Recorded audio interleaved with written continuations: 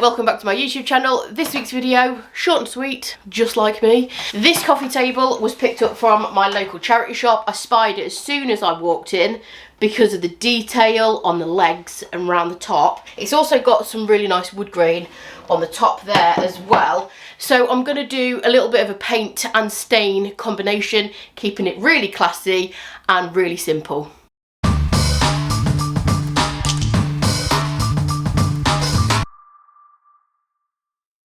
Okay, so first things first with this, before I do anything, I want to see if I can take the original finish off this because I want to retain the wood grain on the top and just give it a really simple paint finish on the rest of it.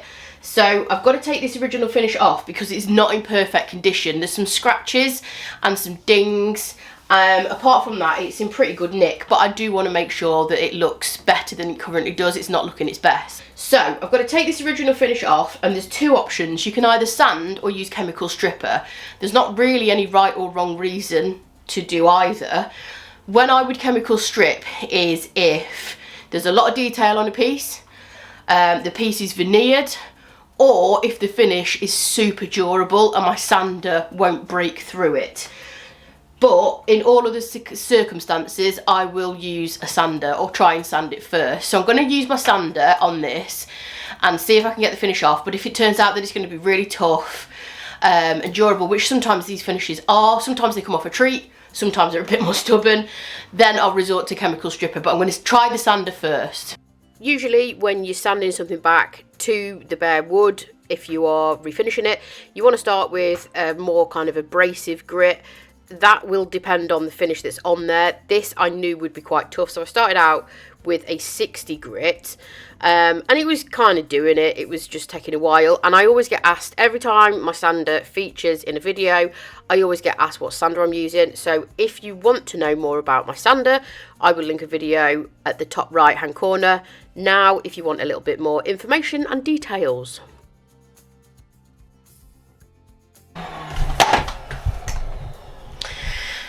So there's a persistent kind of stain in the centre, so, well, sort of here, that bit there. The finish is gone, but it's like the wood stain has kind of gone into that patch there, and this attachment isn't doing it. But lucky for me, I do have an absolute beast of an attachment that I don't use very often because it's not always necessary. So I'm going to swap my Festool attachment over and see if that'll do it. So this is beast mode. Like I say, it doesn't get featured very often because I don't use it very often, because I don't need to use it very often. And all you do is take the power cable and the extractor hose off this attachment and plug it onto that one. So as you can see, the shapes of these two sanders are very different. The one that I usually use is rectangular, and this one that I'm putting on is circular. It's an orbital sander. I don't know too much about the technical side of things. All I know is that this orbital one is an absolute beast. If you want to rip through existing finishes and sand back to bare wood, then this one is the one for you. And that's why I'm using it on this particular top. I don't use it a lot because I don't generally need to refinish pieces because I'd rather be putting paint on them. Just pop Beastie back in a cage for another day, but that's worked. It's evened it all out. It's taken that patch away that was in the centre that was a bit kind of stubborn, and I am going dark with this anyway. I'm not going to stain it light or anything. I'm going to go dark, so it is, darker stains are a little bit more forgiving because it doesn't have to be absolutely perfect. And also, wood isn't all one colour. Obviously this top, oh sorry about that, this top is made up of segments of pieces of wood that are clearly different. It's lighter over here and then it's darker in the middle, and that's just how wood is. So it is tonal. That's the beauty of it. It's not one flat colour. So on to the next step. So as I mentioned, I'm going to paint some of this. I'm going to paint the bottom of it, and then I'm going to restain the top. And I was going to keep it simple, but you know how I like to complicate things, so you'll just have to stay tuned to see how I overcomplicated this one. I gave it a really good clean with Dixie Belle's White Lightning. This is a cleaner that you have to rinse, so once you've cleaned, make sure you rinse with clean warm water. And then I am absolutely not going to sand every inch of that detail on each 4 legs. No thank you. So I'm going in with Dixie Belle's Bonding Boss. This is an adhesion primer. It's also a stain blocking primer in one, so because I'm dealing with that ready wood tone, but it is quite a shiny glossy surface, this primer is going to do both things. It's going to block stains. It's also going to make my paint stick, because I'm going to be using silk mineral paint. You do have to scuff sand with silk mineral paint. It will not stick to a shiny surface. So this primer is a must for this situation. I'm also going to paint that lip. Yes, I know I'm going over the top a little bit, but it's fine. I haven't quite finished with it yet, and I'll neaten that up at the end. As always, I will link all of the products that I've used in the description below, and these are affiliate products, which means it does earn me a little bit of money every time you purchase from them, but it doesn't cost you a penny more. This particular primer is something that you need to do a couple of coats on and then let it dry for 24 hours before you even think about putting your paint on. So pretend 24 hours has gone by. This is the colour that I'm using. I don't think this piece would have suited any other colour aside from black. It's got to be classy, and black furniture is always classy. So this is Dixie Belle's Silk All-in-One Mineral Paint in the colour Anchor. It is a true black. It is an absolute dream to work with, and the best thing about this particular paint is that it's got a built-in top coat. So with this paint, a lot of people say, how do you get such a good finish with it? The key is to use a light hand, use a very good synthetic brush, because that is going to give you a nice even finish, and don't be put off by your first coat. Obviously I'm going over a light grey primer here with a black paint. Your first coat is always going to look a little bit scary, so just make sure your first coat is nice and even and smooth and not too thick. Let it dry completely, and then when you go in with your second coat, that is when you will start to see the coverage. And as long as you've got that first coat down and it's nice and smooth and even and there's no texture in it, you will have a flawless result. For the majority of this, I've used round brushes because there's quite a lot of detail on it, and obviously the legs are quite detailed and round. And round and oval brushes generally hug spindles and legs better than a flat brush. Just a little cheeky smile for the camera there. And you can see this second coat is where you are going to get your coverage. First coats always look scary, always, no matter what you're doing, always look totally scary and a little bit ropey. But the second coat is where you really start to see the coverage. And this is only going to take 2 coats. I'm only going to need to do 2 coats of Anchor.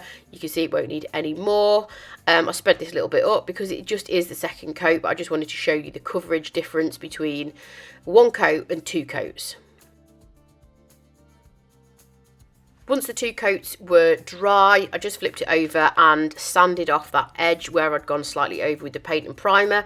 You could also tape that bit off, use masking tape, tape it off, and that way you don't have to sand it, but this is just how I do it. Okay, next thing, Dixie Belle's oil-based wood stain. This is the darkest brown shade they do. It's called Espresso, and I'm going to use it to stain the top of this table. I'm just applying this with an applicator pad, and you just basically whack some product on it and then wipe it on the surface in the direction of the grain. And this is just going to help cover those kind of inconsistencies in the finish a little bit. I just normally just rub it on, and you can leave it as thick as you like. Obviously the thicker it is, the longer it's going to take to dry, but I am actually going to put this on in quite a thin even coat, and then on the other side of my applicator pad, which is obviously not had any product on, I'm just going to use it to wipe the excess off the top. So this is only going to be a very thin application. Obviously I've got to be careful that I don't go over the edges, because obviously that's painted and I don't want to put any paint on there, because I'm going to do something with that lip in a second. Okay, wasn't sure if I was going to like what I'm doing now, but I do. So I'll continue for a little bit and see how it looks. So I'm going to put some stripes around the edge of the table, and I'm going to use Gold Gilding Wax because I feel like this piece is kind of regal and classy, so I'm going gold. And if you've ever struggled to paint stripes or stencil, try it with gilding wax, because the consistency is obviously like a wax, but it's very, very pigmented, and you can stencil with this stuff and you can paint stripes without the risk of it bleeding underneath the stencil or the masking tape. Gives you a nice crisp line because it's not liquidy. So that's what I'm going to carry on doing. I'm going to do stripes around the lip of this coffee table with Gold Gilding Wax. And this is permanent. It's obviously not a paint, it's a wax, and it's oil based and permanent, like I just said. So I would always do this last. So if you've got any top coating to do, water based top coating, a varnish or anything like that, get that out of the way first and then do this last. I've used silk mineral paint, so it doesn't need a top coat, so I'm going straight over the top of silk mineral paint with this. But if you've got chalk mineral paint and you needed to seal it first, do your sealing with your clear coat, your gate hide, whatever, and then use your gilding wax last. Just because water-based products generally don't sit very well over the top of oil-based products, but oil-based products will sit over the top of water-based products. Hope that helps. So I just carried on all the way around the edge. Actually took me quite a long time to do this, and I'm just using a piece of masking tape as my spacer to make sure my stripes are nice and consistent and evenly spaced, and I'm just applying the Gold Gilding Wax with an artist brush.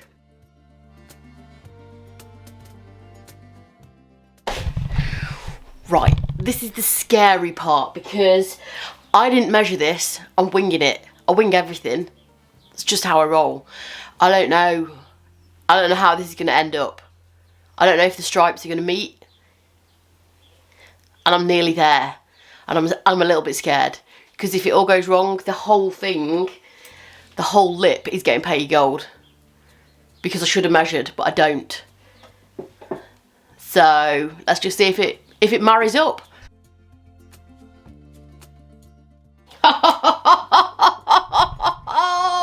She's winged it. She's winged it again.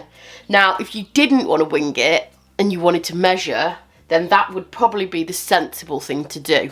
But I don't even know how you go about measuring the circumference of that. Maybe you could do it with a piece of string. I don't know. I don't know, because I'm a winger. I'm a winger, and that's honest. But what I do know is that it's worked this time. It's always so satisfying when something comes together that you have completely winged. Now, obviously, this is a coffee table, so it's going to need some kind of durable top coat. I am a wax person. You know how much I like waxes, and that's because quite a lot of the time the pieces of furniture that I paint are decorative, so they're not something that gets heavy traffic like a tabletop or a dresser or a vanity. If they are, I will... That was my washing machine finishing. It's a nice day. I'm going to put washing out on the line. Anyway, so if the piece is going to have more traffic on the top, then I'm going to use the appropriate product. And you've seen me use this combination before. So when I use No Pain Gel Stain on the top, I use Terra Tuff over the top of it because I just find it a winning combination. So this top coat has actually been specially formulated to use with Terra clay paint, which does require quite a specific top coat just because of how the paint works. It's a little bit of a funny one, but I've used this over other things and I love it over No Pain Gel Stain. It's very similar to Gator Hide, very similar. But I just prefer it over Gator Hide. It's just personal preference. So that's what I'm going to do over the top of this. Bearing in mind, this No Pain Gel Stain has been dry for 24 hours. And I only put a thin layer on and then wiped it off. If you applied it thicker or done several coats, you may need to wait longer for it to dry properly before you can top coat.